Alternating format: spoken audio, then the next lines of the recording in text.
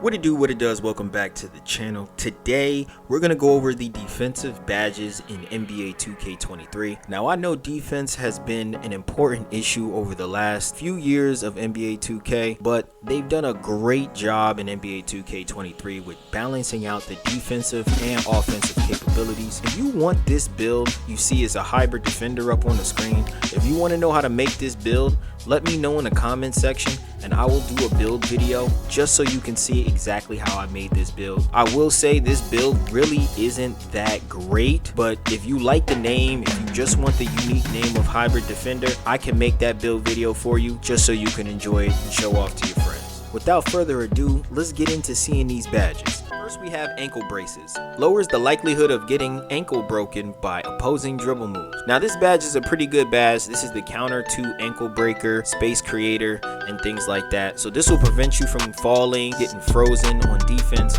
It's a good badge.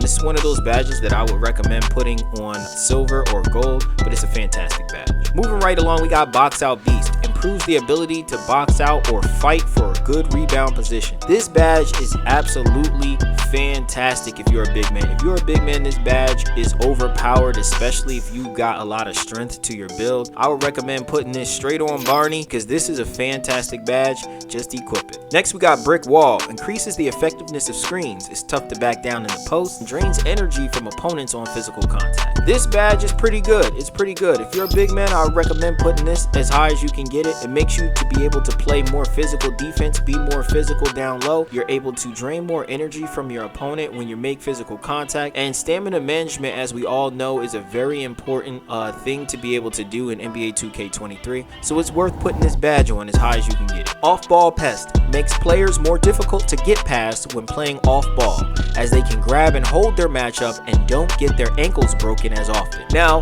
this badge is pretty good, but I wouldn't say that it's a top tier badge.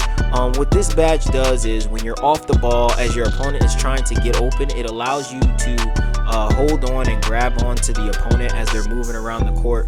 This is not an essential badge. As long as you're playing good positional defense, putting yourself between the ball and your defender, you should be able to play pretty solid defense. This is not a necessary badge. Unless you have the extra badge points, I guess you could put it on, but I wouldn't recommend it. Pick Dodger improves a player's ability to navigate through and around screens while on defense.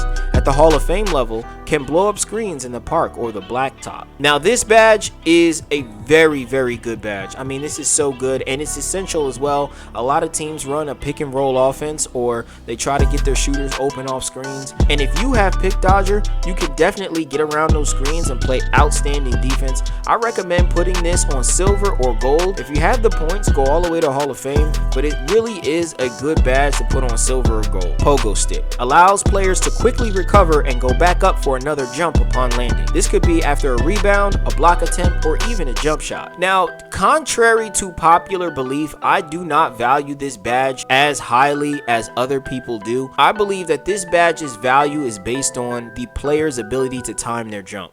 If you have good timing with your jumping, you really don't need Pogo Stick that much. I would personally, I would recommend, if you're a big man, putting this on bronze at the highest. But if you're not a center or a big man, don't even put this on at all. Next, we have Post Lockdown. Strengthens a player's ability to effectively defend post moves in the post with an increased chance at stripping the opponent. This badge is a pretty good badge, I'm not gonna lie. If you're a big man and you play a lot of post defense, especially for my post scorers out here, if you're a post scorer, this badge is a must, especially if you're playing on 1v1 court, if you're playing 1v1 events.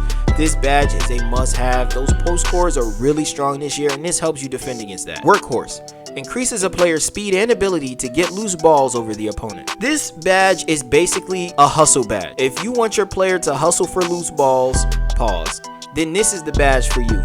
This is a pretty good badge. I would say put this badge on gold or silver. You'd be surprised how many times that this will come up in a game situation where the ball is just flip-flopping around. Your player will be able to get better animations on picking up those loose balls. Next, to the tier 2, we have Anchor. Increases a player's ability to block shots and protect the rim at a high level. This is previous year's rim protector, and this badge is a fantastic badge. You want to get this badge as high as you can get get it if you're a big man. If you're not a big man, then putting it on bronze is really all you need, to be honest. Centers, get it as high as you can get it. Non-centers, get it on bronze. I'm telling you, this badge will serve you well. Chase down artist, boost the speed and leaping ability of a player when chasing down an offensive player in anticipation of a block attempt. Now, this badge is very, very interesting to me. When you're playing in a 3v3, 4v4, or 5v5 setting and someone's driving to the rim, I don't know about you guys, but I've noticed it's increased my speed on the court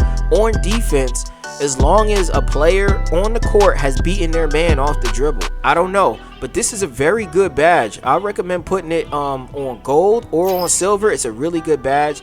It unlocks animations at the bronze level, so if you're a guard, you know, if you can get it on bronze, get it on bronze. But if you're a swing player, putting this badge on gold or as high as you can get it is fantastic. If you're a big man, I would recommend putting it on silver and just silver alone, because first of all, you're not a fast player to begin with, so when they blow by you, they blow by you. Most of the time, you're going to be between the ball handler and the basket, so you're going to have much more utilization out of the anchor badge than you would out of chase down. Next, we have menace. When guarding and staying in front of your opponent, their attributes will drop if good defense is being played. Now, this badge is pretty interesting.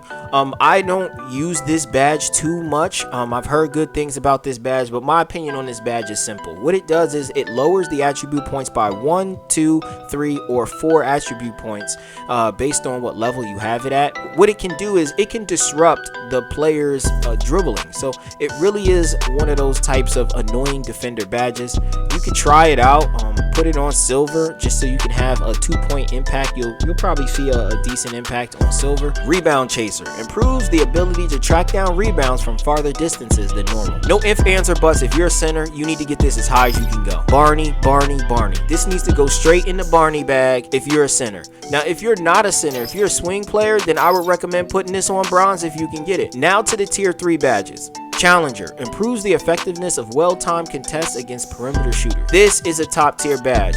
This badge is fantastic and is phenomenal. Challenger is a basically intimidator, and it allows you to get better and stronger contests against your opponents when they're shooting. I think you would be doing yourself a great service by putting this badge on as high as you can get it. It's one of the newer badges. It works really, really well. Next, we have clamps. Defenders have access to quicker cutoff moves and are more successful when bumping or hip riding the ball handle. Now, clamps, this isn't a classic. This is a classic badge right here. It's still good. It's still pretty freaking good. I would recommend getting this as high as you can get it if you're a defender. If you're not a primary defender, as long as you have it on bronze, you will see a level of success while using this badge on bronze, and it's increasingly more effective if you have strength. Glove increases the ability to successfully steal from ball handlers. Now, this is what pickpocket used to be. All right, it's called glove. Shout out to my man Gary Payton. Now, glove, this is a fantastic badge.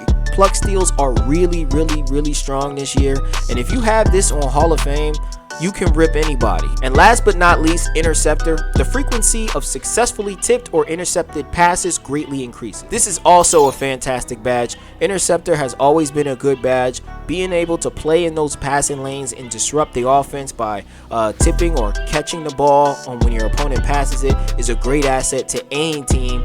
This badge is fantastic. However, this badge might be at its most effective at the silver level. In the past, it has been most effective that way. I don't know about NBA 2K23 yet because I've never tried it on Hall of Fame, but I do know that silver works really good just like last year. So there you have it, the defensive badges in NBA 2K23. Get out there, equip those badges, and lock up your opponent. And if you want more content like this, make sure you hit that subscribe button and hit a thumbs up so it can be pushed to the recommended. And I'll be back the next time you decide to pass the ball, because hey, I'm just a shooter.